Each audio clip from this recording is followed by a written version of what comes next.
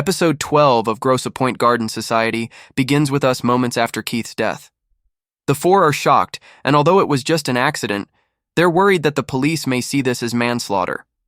All of this could be spun as an intentional murder in the eyes of the law, especially after Alice's messages to Patty, telling her to get down to the garden center and how she's going to take away what she cares about most. The four decide to bury the body in the garden, and they place it in the trunk and prepare to leave. Of course, Tucker is outside in this black car, showing how controlling and possessive he is.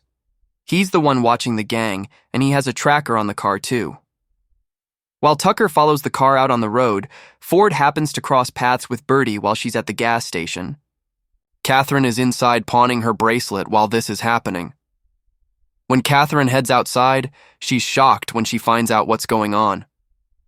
Ford tries to convince Birdie to be the cool mum, but en route back home, it's clear that their cover is blown when a call pops up on screen listed as wifey. Ugh, for using that term, maybe Keith does deserve to die. I jest. Birdie eventually agrees to get the boys' beers, non-alcoholic, of course, mostly to keep him quiet. He's been crashing at a friend's place because his mum is pissed that he wants to hang with Birdie more. She's taken aback by this and eventually tells him he loves her. As for Alice, she and Brett show up at Patty's place and try to break into the phone to erase the messages. Patty shows up, though, and things are tense as Brett is hiding around the corner of the cabinet. She warns that things could turn bad if she keeps up this charade given she has feelings for Brett. Brett is listening to all of this, as Alice is forced to admit that she thinks of him as more than a friend, and thankfully she manages to erase the incriminating message before it's too late. Alice and Brett are forced to kiss that night, though, when police show up.